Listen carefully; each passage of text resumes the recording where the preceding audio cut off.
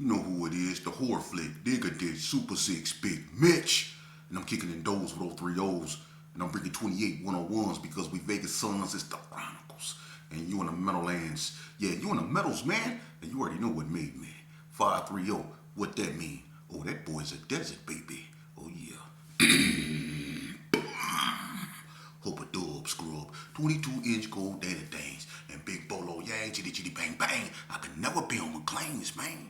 Welcome to Vegas Chronicles with the whole Super 6, Mr. Digger Ditch, Big Mitch. And today, like any other day, y'all know what we do. We kick action with factuals, no additives, no preservatives, just raw and uncut. Like what? Like summer sausages and crackers. Shout out to everybody that's been rocking with your boy. Shout out to everybody that's been supporting my platform. I felt the need to do this video. I normally don't do videos today, but I felt the need to do this video in response to a video I released yesterday where you see me get into an altercation with an undercover police. And to the people that watched that video, that was an undercover police officer. Because what y'all didn't see is after that, little incident, what y'all didn't get the recording of is when I went home, I was swarmed by Metro and parole officers. Parole officers that had on black. They swarmed me. They had cameras and everything. Now I can bring my girl on here and she can tell you, because she was like right there. They swarmed me with cameras in anticipation that I was to do something to that cat. Now that cat, what happened was for the last week, and that was a few years ago. That's an old video. But I'm going to get to why I shared that in a minute. But what happened was, like a week, I've been going back and forth. I used to walk to the gym. I used to stay in a complex that had a gym. And I used to walk to the gym. And every time I'm coming from the gym, this cat used to be standing on his lawn as I'm walking by, just watching me. And on this particular day, when I walked by him, he not only was watching me, he started walking along the side of me, like I was on the side of the street and he was in his yard, but he started walking with me like we was walking together type stuff, you know what I mean? So I stopped and asked him, what's happening? And it went from there. And that's how we got into it. But to come to find out, this cat, he been watching me. When I was in the gym, he in the gym. Everywhere I go, he come. I got tired of it, so I confronted him. We got into it. Thank God I didn't touch him because they was waiting on me to do that. Look, they had Metro out there. They had cats out there that had state police on they shirts, and then they had these cats in all black, which were intense supervision division of parole and probation. Because I was on intense supervision at that time. You see, so they've been trying to cross me up, But it's a good thing I didn't get a hold of that dude, for real. For real, man. Come on, man. I'm 275 pounds of muscle, man. And that's pure, unadulterated, passionate pressure he would have felt. For real, man. I'm the wrong one. I don't care where he was from. And then at the end, that's why I put, at the exact time when he said it, he admitted he was a police and that his crew was already there. So if I would have done something to him, they was already there to swarm me. Now, let's get into why they was watching me. Because of what I'm doing exactly right now. See, I used to do videos over there in them apartments. And I can go back. It was Chronicles of a Reputable. It was a poetry page. But before it was a poetry page, it was a bunch of videos, and I used to do videos on social topics. I used to do videos way back when I stayed on Bonanza, and people used to watch my videos, So ever since I've been making videos and I started talking about not just my life story, but why little kids and youngsters should stay away from gangs, they have been targeting me. They came over my house one time, Metro, with the gang unit. A bunch of cats in pickle suits, in green suits like they work for the prison system. That's the gang unit. Them green jumpsuits, that's gang unit out here in Las Vegas. But it's also the same jumpsuits they wear in the prison. But they gonna come over my house deep with parole officers. And they gonna tell me that They just doing a ride along with Metro and showing them how, things go. But they was actually getting a visual trying to see who I was, because when I got out of prison, I was on All Points Bulletin because I had a high profile case and I was a known gangbanger. So I've been on a list.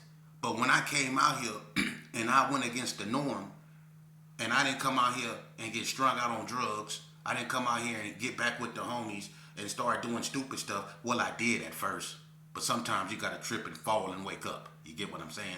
But anyway, I didn't stay that way. I actually came out here and I showed society what I became in prison. Because when I was in prison, I read books. You see, I educated myself. I got a high school diploma. I got a GED. I've been to college. I did all this stuff in prison. I did what they thought I wasn't supposed to do. I went against the norm. So I came up out here with intelligence and I started speaking as if I had intelligence. And that really put me on their radar. You see? And now when I'm trying to reach the youth and I'm trying to show them why they shouldn't join gangs, and I'm using my life story, and I got a hell of a story. Who have a story like mine? Think about it. I was born in this. I wasn't jumped in this. I was born in this. My aunties, my father, I was born in this, man. From day one. It don't get no more pure than where I come from and what I've been through, man. And I'm not trying to say I'm better than anybody. I'm not. But what I've been through is a rarity. And who my father was, that put me on a list. But look, when I come out here and I start speaking to the youth, and I speak eloquently and I speak good, I'm a good orator, and I make sense, and I have the ability to make a difference, that really put me on their radar. So they trying to and I released that to show people what I've been going through. See, I've been going through this. They've been messing with me. That's just one video. I have multiple videos of incidents involving law enforcement and them trying to cross me out. They tried to have me submitted to a mental institution, man. And I got video of that, and I released that to anybody that think I'm lying. They tried to have me committed to a mental institution, man. For real. They said I was germophobic, I was antisocial, I was a sociopath. They tried to say all kind of stuff about me, man. And I had the paperwork. They called the police on me. I had a cane. I was walking with a cane, right? And I was at this place called Eternity's Path. And I had this cane. And they told the police that I had a knife in the cane. So when the police pulled up, they drew down on me. I got all that on film, man. This is what they've been doing to me since I've been trying to stop the youth from gangbanging. They won't help me get in the juvenile systems. They don't want me around crowds talking. They follow me everywhere I go. You see? But I don't care about that. Everywhere I go, they follow me. I swear to God.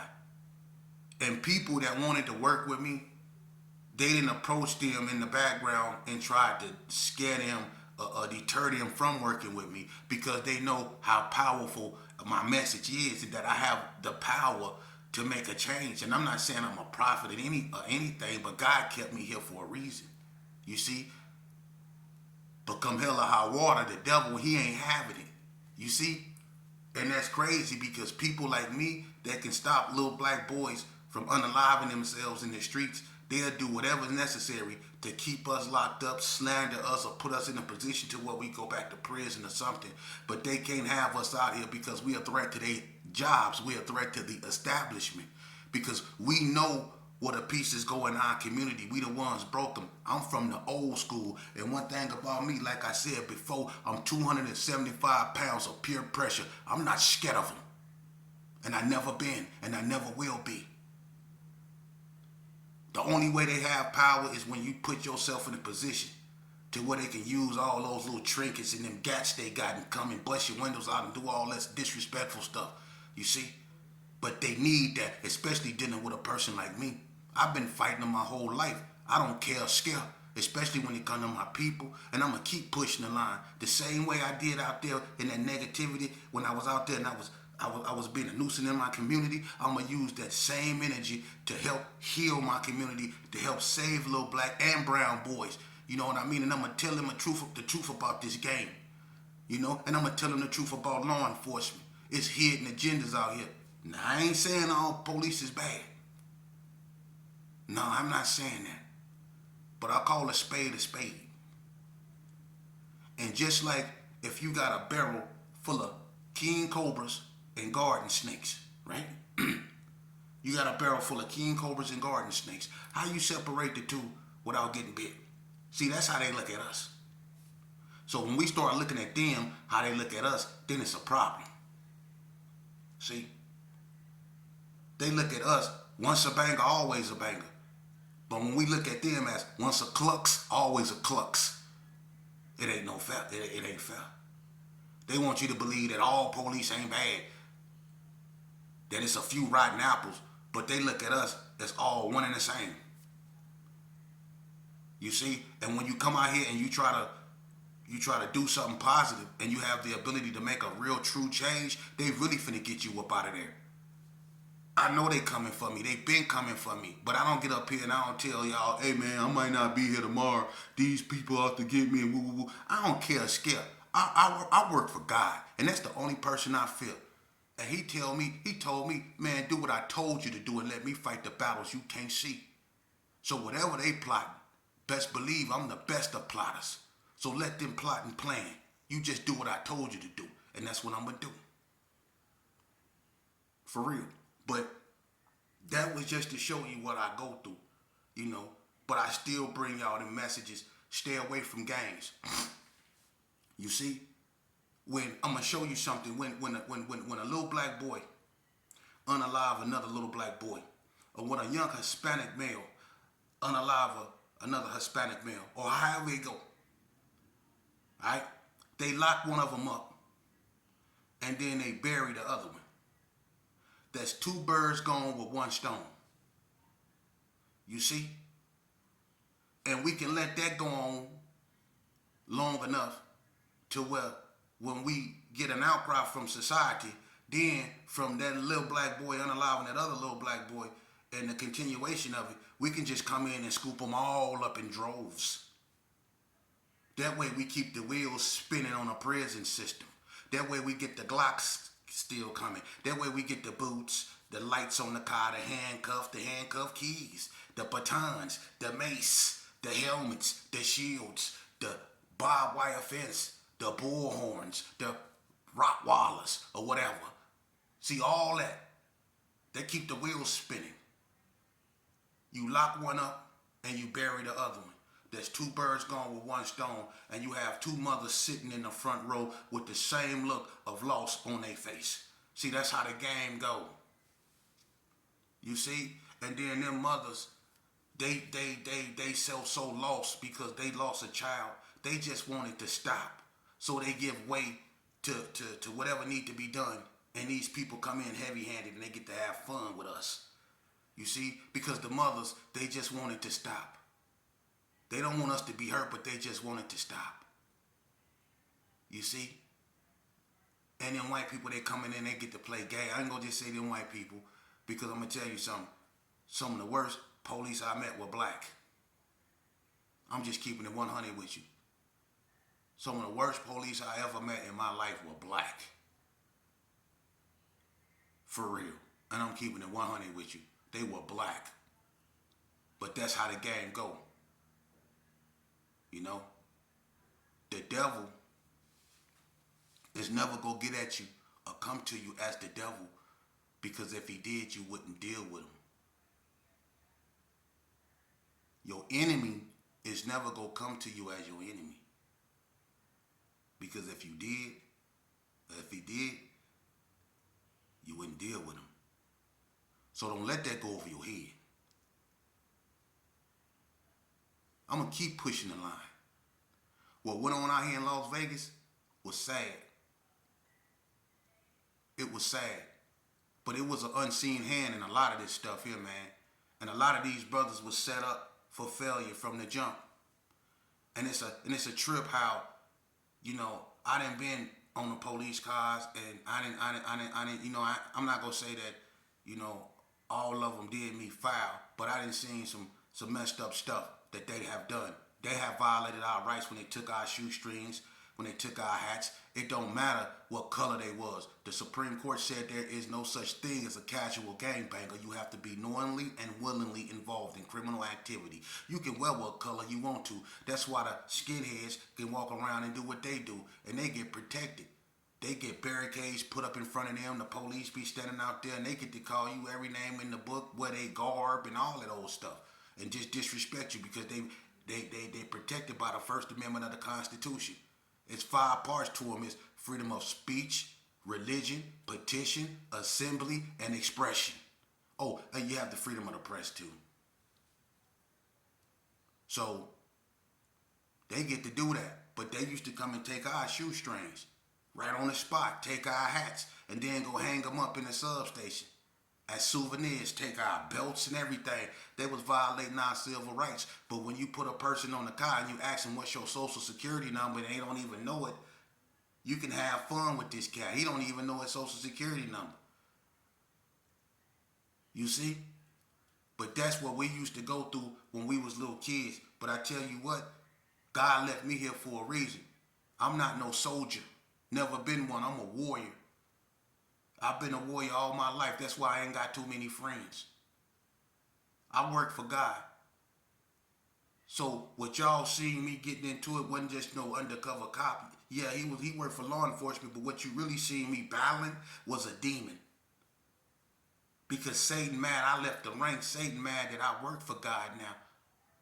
You see? I used to work for Satan. When I was out here in the streets and I was brutalizing society, when I was so-called getting at my enemies, youngsters, I hope you listening to me. Wake up. When I was out here and I was spray painting on the wall, when I was out here doing this here, I was working for Lucifer. They called me demon, war demon. I really went up there practicing that bull crap, following that bull crap, and I took it as far as you could possibly probably take it. You see? So I was evil. So there's nothing an evil person can show me I haven't seen or done. But I work for God now. But understand, know when you come messing with me, know what you messing with. Okay? I'm still me. Everything I just do it in the name of the Most High now. But I'm still a warrior. And I don't care or scare. And my job is to say to these youth, is to tell them the truth, man. Put them guns down and pick up common sense, man. I'm going to tell you something. Being tough, trying to act tough, that's not going to do nothing but send you to an early grave, bring you an early demise, brother. It's not about being tough in 2025. It's not about being that because that makes you predictable. In 2025, it's about being smart. You see? Because brothers like me that come and they try to give y'all the real, I'm not up here preaching pull up. I'm not up here preaching politics. I'm not up here preaching go out there and do all this stupid stuff. No, I'm trying to tell y'all why y'all shouldn't engage in gangs, why y'all should stand on your own, help your mama, reinvest in your community, man. Let's bring back going to school, being cool. Let's make that hip again. That's what I preach on. People don't want to hear that because it's so much of that other stuff going on. And that seems to get their attention. People like to be entertained. That's why when a person see another person being jumped, instead of them helping that person, they go pull out their phone and they go film it. For real. They go pull out their phone and they go film it. That's the society we live in now. And it can be a woman getting jumped by a bunch of dudes. Somebody go pull out their phone instead of going over there and helping her, they go pull out their phone and film it. That's the society we live in because people is entertained and then they go post it on social media because everything is content. Life is content. Life is a joke. That's what life has become. A big old skit. People would do anything for likes. People would do anything for attention. That's why you have people standing on crates. Listen, standing on crates. What you think gonna happen when you stack crates up and you try to stand all the way to the top? What you think? But the fact that that became a trend. So you see how sheeple people are? You see?